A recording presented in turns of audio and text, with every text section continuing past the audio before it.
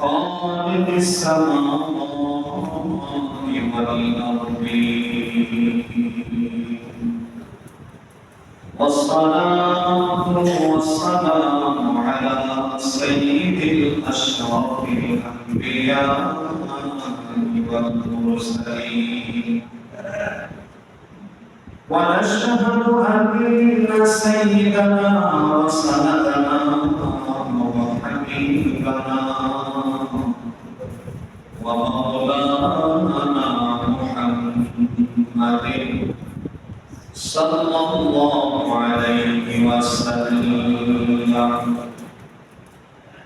قال الله تبارك وتعالى في كلامه المجيد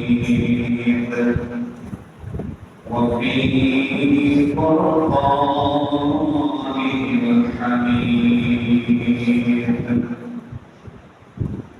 أعوذ بالله من الشيطان الرجيم بسم الله الرحمن الرحيم يا أيها الناس كلوا مما في الأرض حلالا طيبا صدق الله العظيم وصدق رسوله النبي الحبيب الكريم ونحن على ذلك من الشاهدين والشاكرين والحمد لله رب العالمين في شان حبيبه ومحبوبه ومعشوقه مخبرا وآمرا إن الله وملائكته يصلون على النبي يا أيها الذين آمنوا صلوا عليه وسلموا تسليما اللهم صل على سيدنا مولانا محمد وعلى آل سيدنا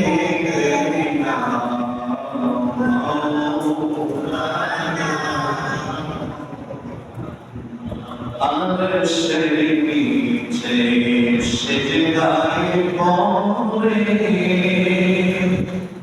কাঁদবেন নবীজি জানে যা মাফ করে দাও ওগো আল্লাহ উম্মত আমাদের গুনাহগার আল্লাহুম্মা সাল্লি আলা সাইয়্যিদিনা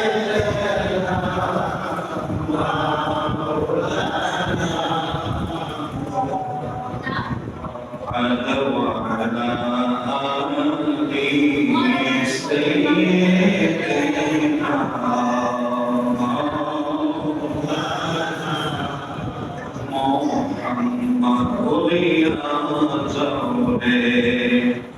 বাংলা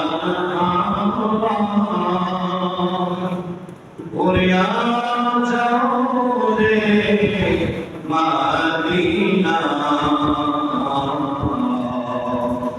এই গোলামদের সালাম খানি করিও নবীজির পাক রওজা আল্লাহ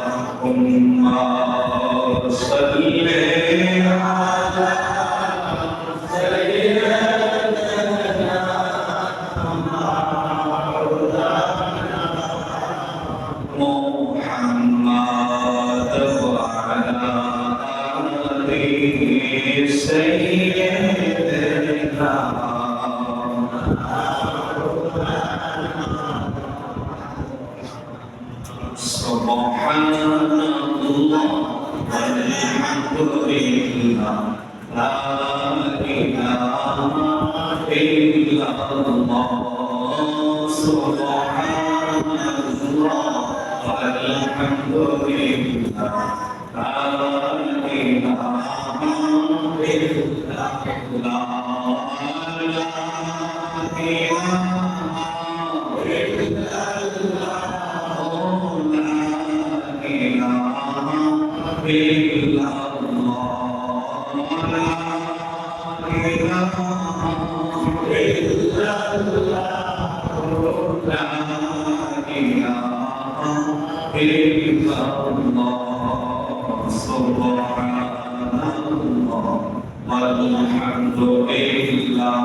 লা ইলাহা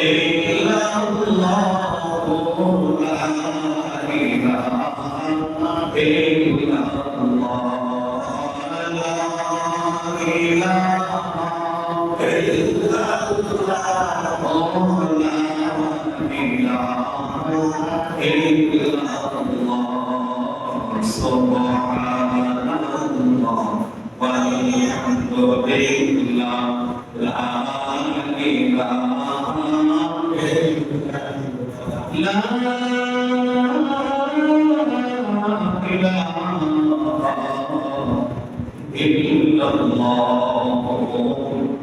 Muhammadur Rasulullah sallallahu alaihi wasallam. সম্মানিত মুসল্লিয়ান কেরাম, মুরব্বিয়ান আযম, ছোট ভাই বাবারা, ছোট ছোট সোনামণিরা, সকলের খেদমতে এই মদিনা ওয়ালার গোলামের পক্ষ থেকে জানাই শান্তিপূর্ণ ভক্তিপূর্ণ সালাম। আসসালামু আলাইকুম ওয়া রাহমাতুল্লাহি তাআলা ওয়া বারাকাতুহু। সর্বপ্রথম এই মহান রব্বে কারীমের আলিশান দরবারে লক্ষ কোটি কোটি শুকর সুজুদ যে মহান রব্বুল আলামিন আমাকে আপনাদেরকে অত্যন্ত মায়া করে মহব্বত করে আজকে এই পবিত্র জুমার দিনে জুমার নামাজ আদায়ের উদ্দেশ্যে আল্লাহর মসজিদে আসা বসার তৌফিক যখন দান করেছেন, এই জন্য সকলে জবানটা খুলে আকাশ বাতাস মুখরিত করে উচ্চ কণ্ঠে মহান রবের শুকরিয়া আদায় করুন। আলহামদুলিল্লাহ। সমস্ত প্রশংসার মালিক কে? আল্লাহ। সমস্ত কিছুর মালিক কে? আল্লাহ। আমাদের রিজিক দেয় কে? আল্লাহ। আমাদের এই যে রাত্রে বেলা আমরা মরে যাই, ঘুম পানি মরে যাই, আবার এই মরণ থেকে জীবন দান করেন কে? আল্লাহ। আমাদেরকে অক্সিজেন দেয় কে? আল্লাহ। এই জন্য আল্লাহর শুকরিয়া আদায় করতে কখনো বিমূঢ়তা করা যাবে না।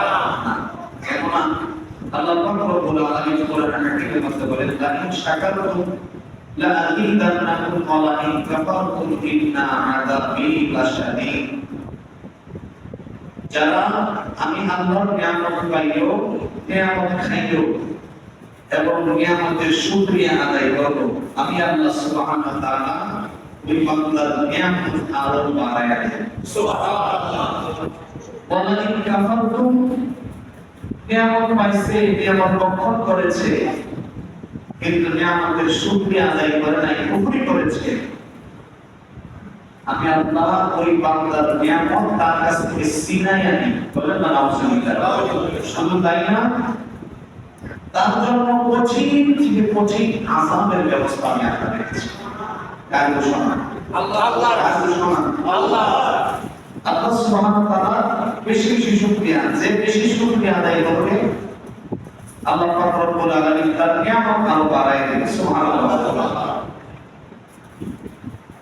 হযরত মুসা আলাইহিস সালাম উনি যখন তুর পাহাড়ে রব্বে কারীমের সঙ্গে কথা বলার জন্য যাচ্ছিলেন, প্রতিমধ্যে এক লোক মুসা আলাইহিস সালামকে দাঁড় করিয়ে বলতেছে, যুব আল্লাহর পয়গম্বর মুসা কালিমুল্লাহ, আপনি তো আল্লাহর সাথে কথা বলেন, তো আপনি আল্লাহকে একটু জিজ্ঞেস করবেন যে আমার দরিদ্রতা যায় না কেন, শুধু অভাব আর অভাব লেগেই থাকে, আপদ বিপদ লেগেই থাকে, আমার উন্নতি হচ্ছে না, আর্থিক কোনো উন্নতি নাই, স্বাস্থ্যগতভাবে কোনো উন্নতি নাই, রোগের সুখে সবসময় জর্জরিত হয়ে থাকি, এর কারণটা কি, এর থেকে মুক্ত হবার উপায়টা কি, আল্লাহ যেন আমাদেরকে একটু জানায়। মোসাফির বলতে ঠিক আছে।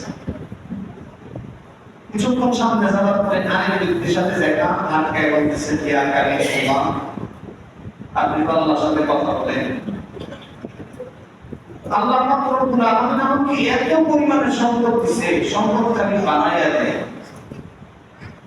আমার জীবনে কোনো রোগ সুখ নাই, কোনো ব্যথা নাই, কোনো দুঃখ নাই, কষ্ট নাই, শুধু সুখ আর সুখ, শান্তি আর শান্তি। আল্লাহ পাক রব্বুল আলামিনকে বলবেন যে না, আমার এই কিছু কমায় দেয়, কারণ যতটুকু দরকার এতটুকু হইলেই চলে, কিন্তু আল্লাহ দিতে দিতে অনেক বেশি আমাকে দান করছে। সুবহানাল্লাহ। আমার এই সম্পদ কিভাবে কমবে, আমার রোগ কিভাবে হবে, মানে আমি যাতে দুনিয়াবি কিছু জায়েজ আমাদের করি, এরকম একটা আমি একবার দুনিয়াতে জান্নাতের জিন্দেগি গুজারতেছি, আমার যেন কিছু কমে সম্পদ, আমার দুঃখ দুর্দশা যেন আসে, আল্লাহরে কাছে একটু জানবেন কিভাবে হবে। বুঝতে পারবেন? ঠিক আছে। আল্লাহর সাথে কথোপকথনের সময় এক সময় জিজ্ঞেস করলেন, দুইটা কথা জিজ্ঞাসা উত্তর নিয়ে আসছে, আসার পরে সেই লোকটা জীবনে শুধু দুঃখ আর দুঃখ, সুখ বলতে কোনো কিছু নাই, ধন সম্পদ নাই, অভাব আর অভাব, অভাবে জর্জরিত, সব সময় শুধু খালি বিপদ আপদে জর্জরিত থাকে। ওই লোকটার সঙ্গে দেখা হয়েছে, লোকটা বলতেছে, ইয়া মুসা কালিমুল্লাহ, আপনি আল্লাহর পয়গম্বর, আল্লাহর সাথে আপনি সাক্ষাৎ করেছেন, আমার ব্যাপারটাকে আলোচনা করেছিলেন, হ্যাঁ তোমার ব্যাপার আলোচনা করেছি, আমার আল্লাহ পাক রব্বুল আলামিন এর একটা সমাধান দিয়েছে। কি সমাধান? কি সমাধান দিয়েছে?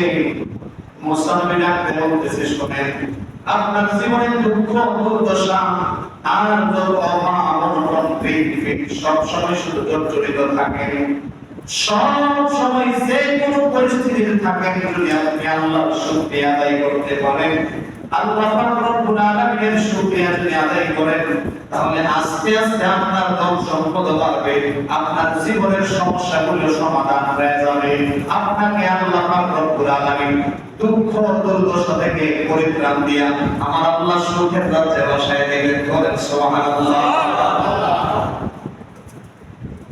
ওই লোকটা দেখতে এমনিতেই খাইতে পাই না, আমার কি ছেঁকা পড়ছে আল্লাহর শুকরিয়া আদায় করার, আমার শুধু অভাব আর অভাব, আমার করে চাও নাই, ডাল নাই, শুধু বিপদ আর বিপদ, দুঃখে সুখে সবসময় জর্জরিত থাকি, আমার কি ছেঁকা লাগছে আমার আল্লাহর শুকরিয়া আদায় করার জন্য।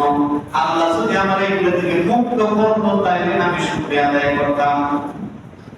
মুসা নবী বললেন, ঠিক আছে, তাহলে তোমার দুঃখ দুর্দশা এই জীবনে আর শেষ হবে না। সুবহানাল্লাহ। সামনে যাওয়ার পর ওই ব্যক্তির সাথে দেখা, যার সুখ আর সুখ সম্পদের কোনো অভাব নাই, কোনো কিছুর অভাব নাই, অভাব নাই। ওই লোককে জিজ্ঞেস করলো, ওই লোককে জিজ্ঞেস করলো, আপনি যে আল্লাহর সাথে কথা বললেন, আমার ব্যাপারে আলোচনা হয়েছে, জানা হয়েছে, কি হয়েছে আমাকে একটু জানায় দেন। এই লোকটা না বলতেছে আমার মুসানবী বলতেছে কি বলছে আমার একটু জানায় দেন। মুসানবী বলতেছে তোমার সম্পদ প্রয়োজন থেকে আরো বেশি, দুঃখ দুর্দশায় সব সময় আরামে আয়েশে তুমি জীবন যাপন করতেছ। তুমি যদি এইগুলা থেকে মুক্ত হইতে চাও তাহলে তুমি যে আল্লাহর শুকরিয়া আদায় করো, ওই শুকরিয়া আদায় করা ছাইড়া দাও। সব সময় আল্লাহর শুকরিয়া আদায় করো, শুকরিয়া আদায় করা ছেড়ে দাও। যদি শুকরিয়া আদায় করা ছেড়ে দাও তাহলে আল্লাহ তোমার নিয়ামত কমাই দেবে, তোমার দুঃখ দুর্দশার মধ্যে ফালাইবে, তোমার বিভিন্ন ভাবে হেনস্থায় করবে, অপমানজনিত কোনো কাজের মধ্যে তোমার লিপ্ত করবে। তুমি সব সময় শুধু আল্লাহর শুকরিয়া আদায় করো, এই জন্য তোমার কোনো কিছুর অভাব নাই, দুঃখ দুর্দশা নাই, কোনো কিছু নাই। ওই লোকটাই কথা শুনলাম আবার বলতেছে আলহামদুলিল্লাহ আলহামদুলিল্লাহ, যে আল্লাহ আমাকে এত সুখ দিয়েছে, এত সম্পদ দিয়েছে, এত কিছু পাওয়ার পরে আমি কেমনে না শুকরিয়া বান্দা হয়ে থাকবো, কখনোই সম্ভব না। আমি আগের থেকে এখন আরো বেশি বেশি আল্লাহর শুকরিয়া আদায় করবো। মুসলমান জানাই দিলেন যদি আগের থেকে আরো বেশি শুকরিয়া আদায় করেন তাহলে ধরে নেন আপনার সম্পদ এখন যেই কোনটা তারও হবে। সুবহানাল্লাহ। এখন যদি থাকে ৫,০০০, তাইলে আল্লাহর শুকরিয়া যদি বাড়াইলেন তাহলে ৫,০০০ হয়ে যাবে ১০,০০০। শর্ত কি? আল্লাহ শুকরিয়া। এই জন্য আলহামদুলিল্লাহ আল্লাহ কুল্লি মা, আপনি যে কোনো পরিস্থিতি থাকেন, যে কোনো অবস্থায় থাকেন, যে কোনো আপনার রোগ নেই, যে কোনো বিপদ আপদ, যে কোনো অবস্থায় শুকরিয়া করবেন আল্লাহ। কথা বলেন না আল্লাহ। কিন্তু আমাদের মধ্যে এই জিনিসটা নাই।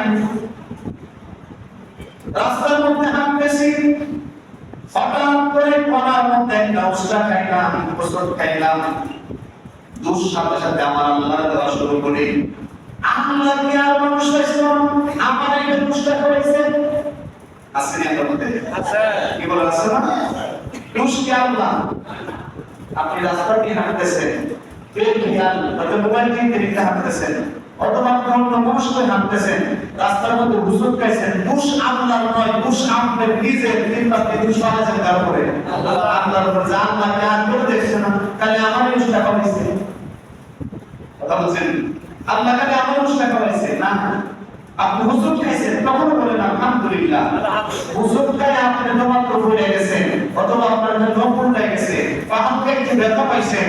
কিন্তু এরকম মানুষ আছে হুজুর খাই একেবারে মিষ্টির দিতে ভুলে গেছে, কাজ গেছে একবারে শেষ। যেরকম হয় না, ঘটনা হয় না? তার থেকে আল্লাহ আপনার ভালো লাগছে না? আপনি আলহামদুলিল্লাহ বলা দরকার। আপনার বিপদ আসছে, আপনার বিপদের সময় আল্লাহ শুকরিয়া আদায় করেন। আপনার যে কোনো পরিস্থিতিতে আপনার ঋণে জর্জরিত, আল্লাহ শুকরিয়া বেশি বেশি আদায় করেন, আল্লাহর কাছে দোয়া করেন, আর আল্লাহ শুকরিয়া আদায় করেন। আপনার ঋণ আল্লাহ পরিশোধের ব্যবস্থা করে দিন। সুবহানাল্লাহ। আপনি যে কোনো সমস্যায় থাকেন, আল্লাহ শুকরিয়া কখনো ছাড়া যাবে না। আপনি আমি এখানে যারা আছেন মোটামুটি সুস্থ সবাই, সুস্থ না? কেবল সুস্থ তো? সুস্থ।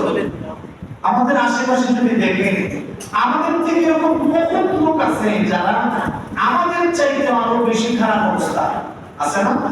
আর রাস্তায় গিয়ে দেখেন বাইতুল মুকাররমে কয়েক হাজার মানুষ ভিক্ষা করতেছে, নাই হাত নাই পা, লোলা হইছে, হাতুর মুখ বাঁকা, চোখ নাই, মাথায় থেকে বের হয়ে গেছে। আছে না এরকম? আছে।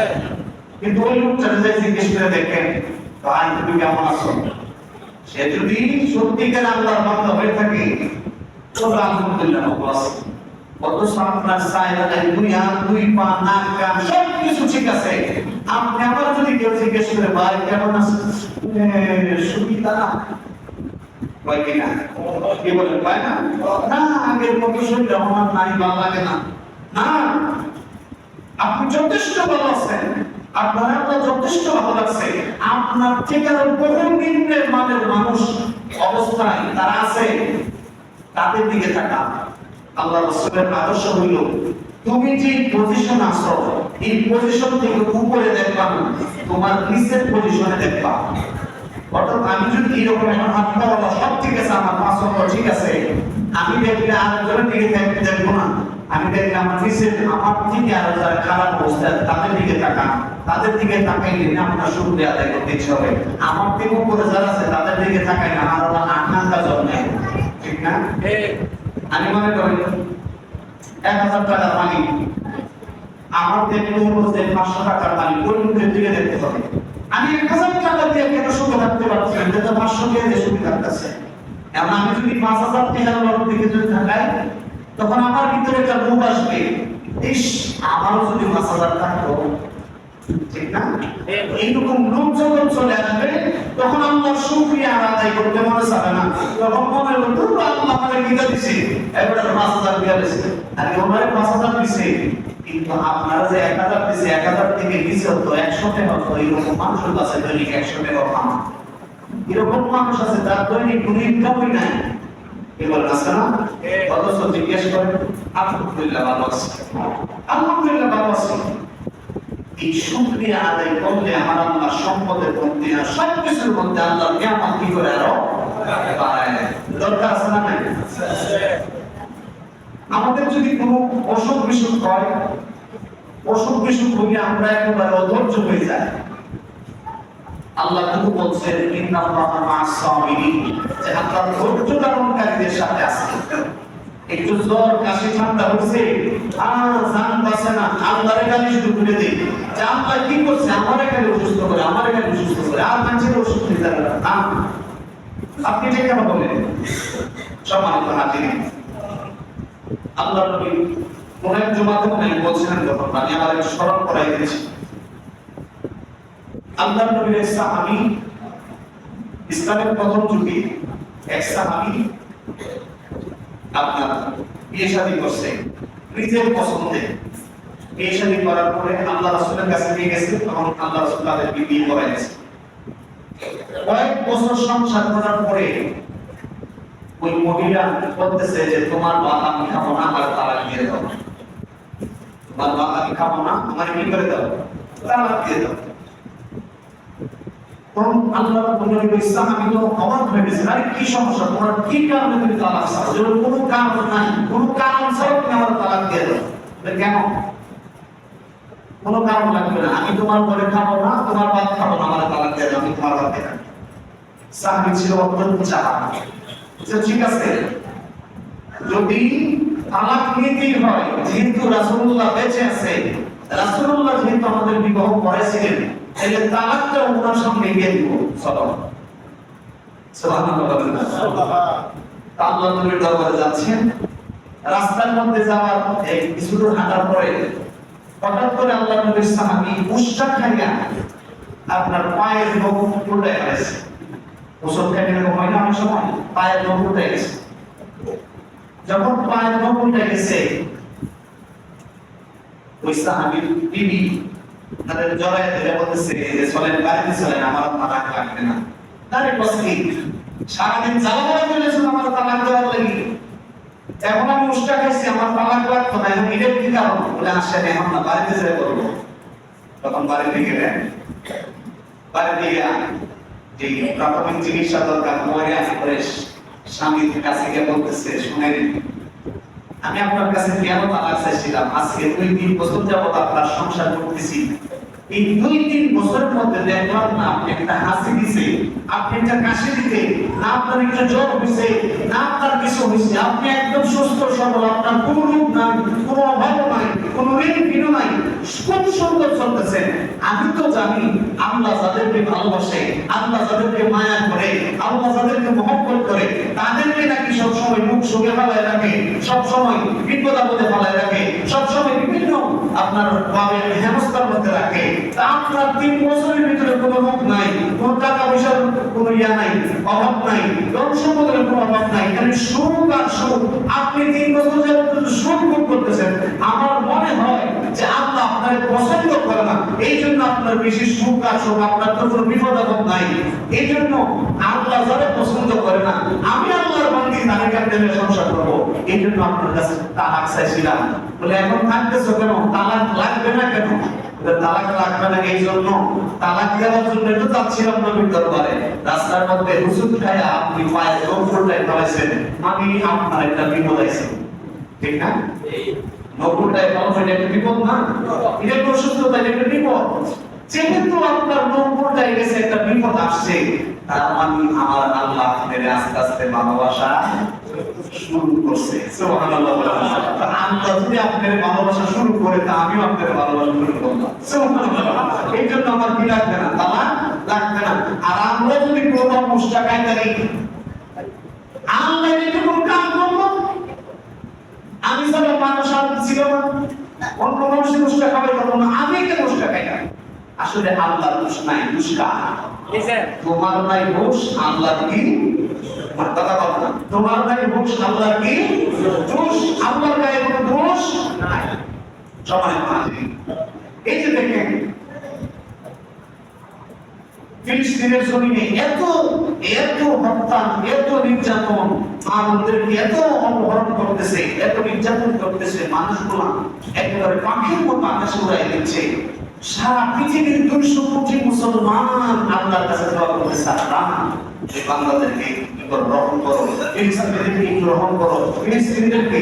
আর এই ফিলিস্তিনের জমিনে যারা দুনিয়ার জমিন থেকে বিদায় হয়ে যাচ্ছে, বোমার আঘাতে, গুলির আঘাতে, বুলেটের আঘাতে যারা জর্জরিত হয়ে যাচ্ছে, তাদের জীবন, এই জীবন সফল, পরকাল সফল।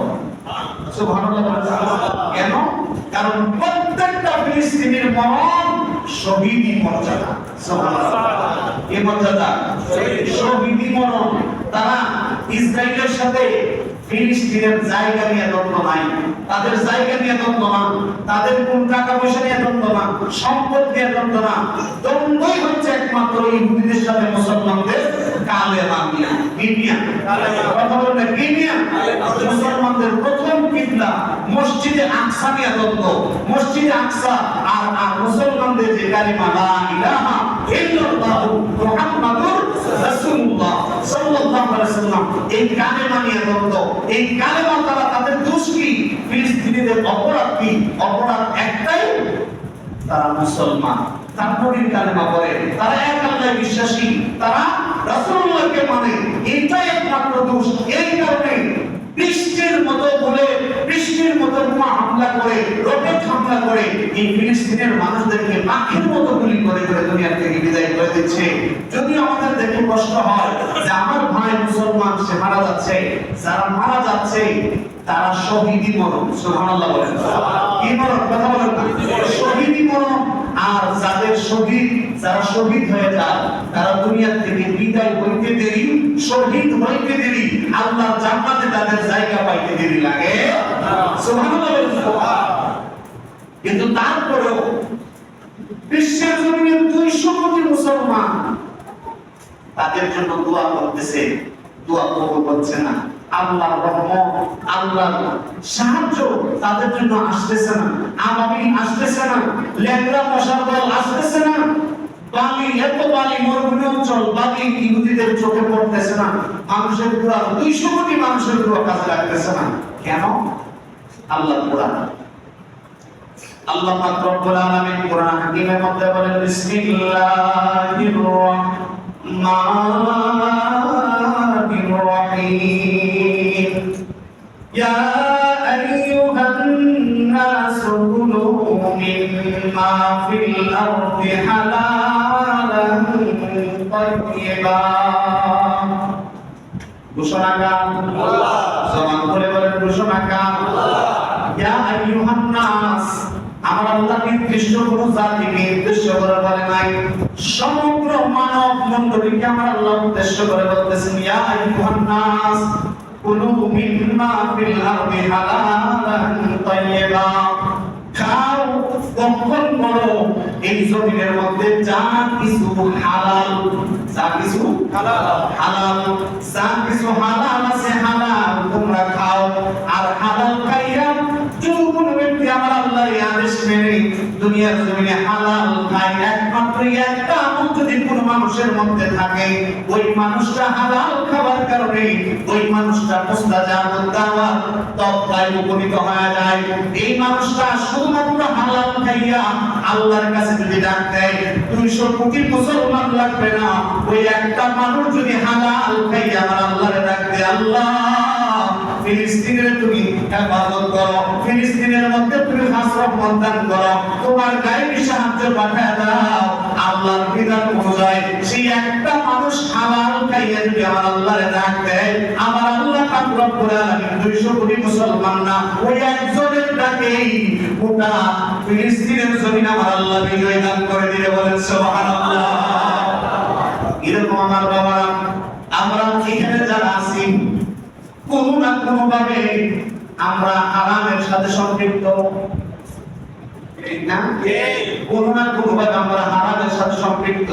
এরকম খুঁজে পাওয়া খুব মুশকিল হবে যে হারামের সাথে সম্পৃক্ত নাই। কেমন হারাম? আমাদের দেশে সুদের প্রচলন খুবই প্রচলিত হয়ে গেছে, ঠিক না? আমি সুদের ওয়াজ করতেছি না, শুধু শুনেন আমি কি বলতেছি। আমার দেশে একজন সুদ খায় আর একজন সুদ লাগায়, এরা দুইজন ডাইরেক্ট সরাসরি হারামের সাথে সম্পৃক্ত। এখানে যে যেই লোকটা সুদ দিল, দিয়া যেই রকম গুনাহ অর্জন করলো, সেই লোকটা সুদ নিল, ওই লোকটাও সমান সমান সুদের গুনাহ সেও পাইল, হারামের সাথে সম্পৃক্ত হইল। কিন্তু আমার দেশে আরেক দল এমন নিষ্পাপ গুনাহগার আছে, সেই গুনাহগার সে নেও নাই দেও নাই, তারপর হারামের সাথে সম্পৃক্ত। সুদের লেনদেনের সাক্ষী আমাদের দেশে আছে কি? আছে না? আরে যে দিল সে তো দিয়া গুনাহগার, যে দিল সে তো দিয়া গুনাহগার, যে সাক্ষী নিলেও না দিলেও না, না নিয়া না দিয়া সমান গুনাহগার। ঠিক না বেশি? কথা বলা ঠিক না বেশি? এখানে বহুত মানুষ আছে, নাম বলার দরকার নাই।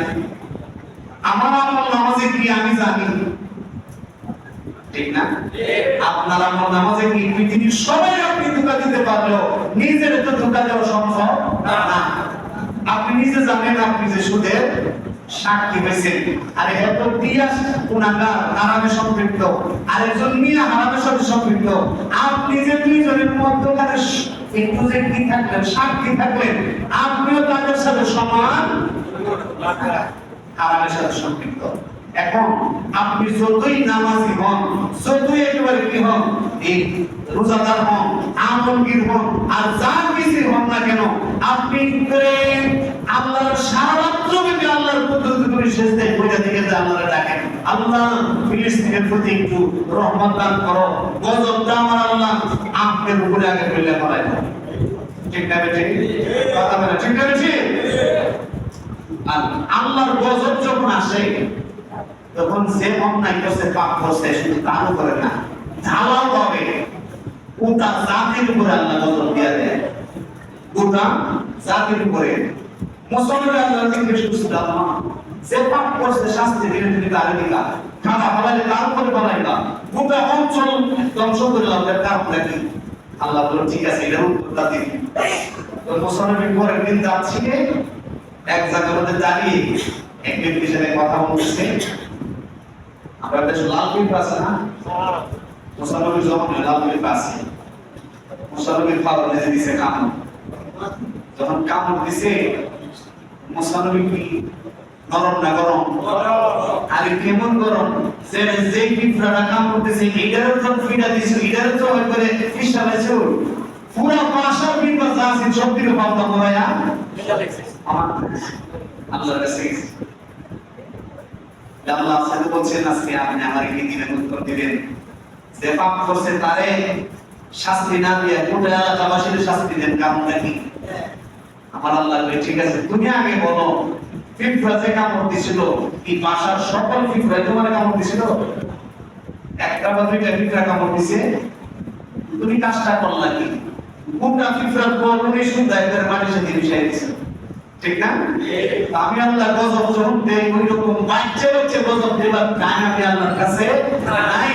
আমি গজব দিলে আমি একজন নামাজ পড়ে আর একজন পড়ে না, যে পড়ে না হেরে গজব দিবার আগে যে পড়ে হেরে গজবটা আগে দেই। কেন? কারণ সে নামাজ পড়ে তারে, যে নামাজ পড়ে না তার একটা নামাজ আনলো না কেন?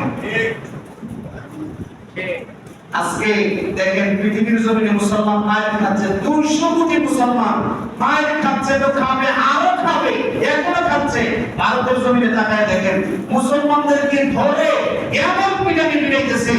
একটা বাঁধ যদি মনে করেন আমরা এই মারের মধ্যে দুইটা জায়গা কোন রকম সকলের হাতে আমরা বাজে বিষয় তো বাসের বাজে বিষয় তো মোটামুটি তার এটা লাগি ঠিক না তো যদি মনে করেন ঢুকে কেউ কি ইচ্ছা করে বাড়ি একটা কম দিব এটা সকলের বাদ না তাকে একটা কম দিই হ্যাঁ দেশাংশী দিতেন না সম্মানিত হাজির বাড়িকে কম দিত আল্লাহর এই জগতে আপনি যে আল্লাহর সাহায্য চান ভারতের জমিনে মুসলমানদের একেবারে খুব খারাপ অবস্থায় আছে 130 কোটি মুসলমান আর 30 কোটি মুসলমান শুধু ভারতের জমিনে আপনি যাই দেখেন তাদেরকে কেমন ভাবে হেনস্থা করতেছে আপনি বাংলার জমিনে বসে বসে ভাবতেছেন ও মুসলমানদেরকে ভারতে অত্যাচার করতেছে ফিলিস্তিনে অত্যাচার করতেছে আপনার এই যে বলে কাশ্মীরে অত্যাচার করতেছে আমরা তো বাংলার মুসলমান আমরা কি অত্যাচার করব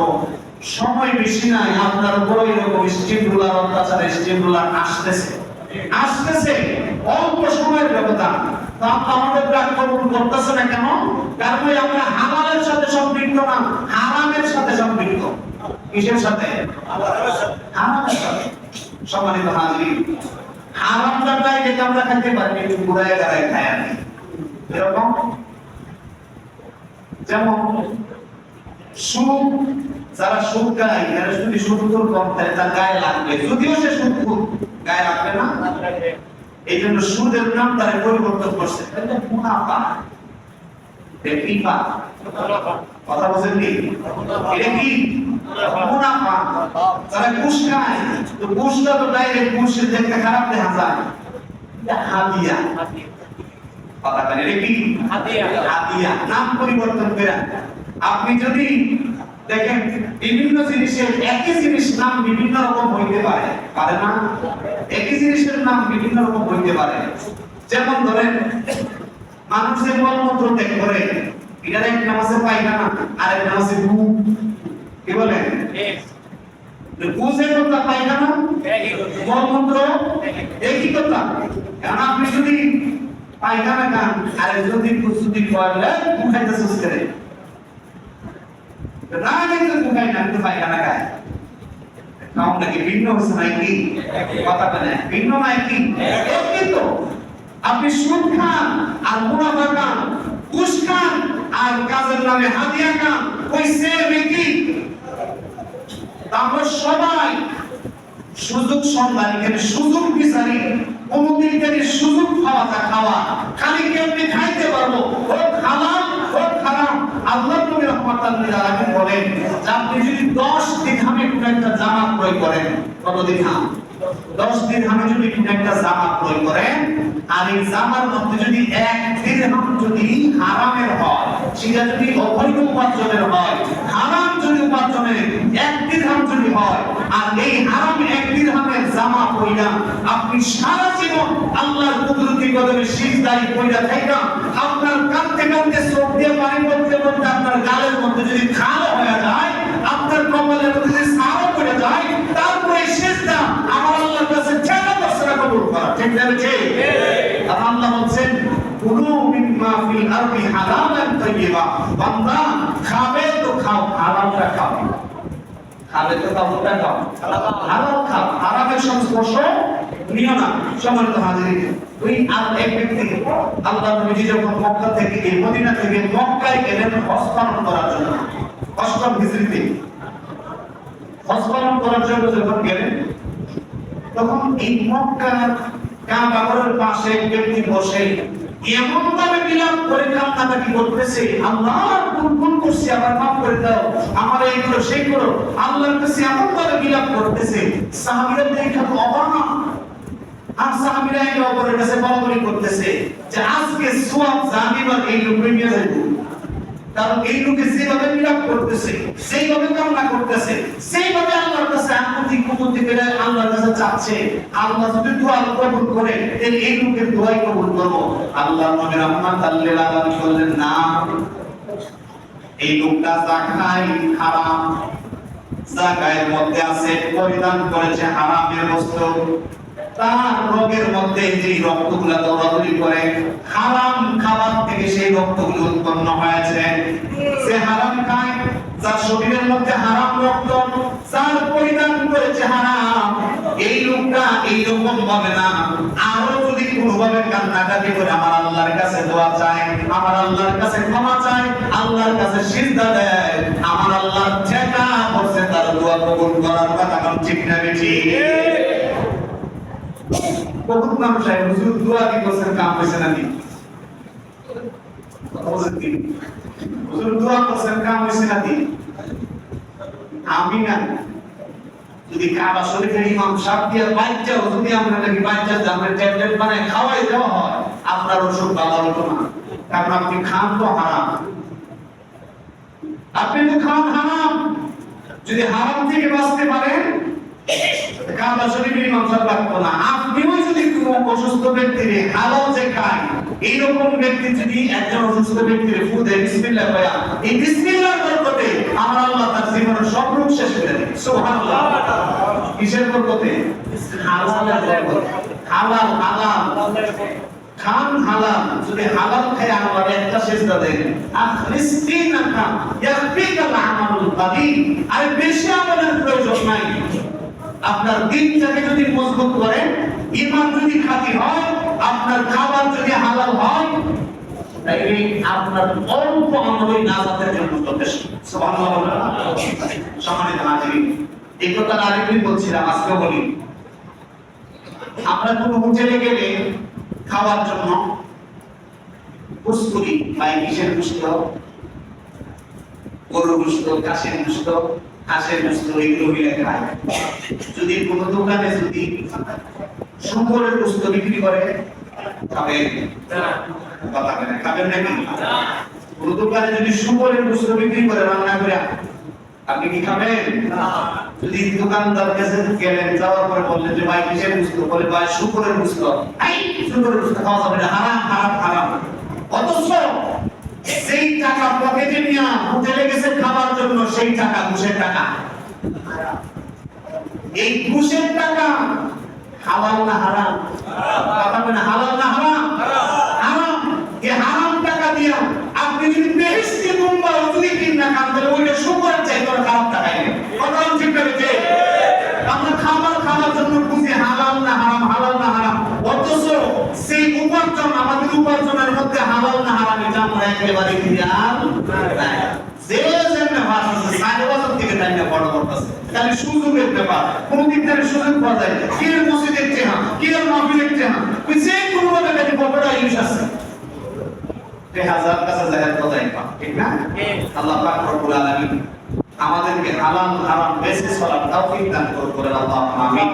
ওয়া আখিরু দাওয়ানা আলহামদুলিল্লাহি রাব্বিল আলামিন। আসসালামু আলাইকুম ওয়া রাহমাতুল্লাহি তাআলা ওয়া বারাকাতুহু। যারা কাবল জুমা আদায় করেন নাই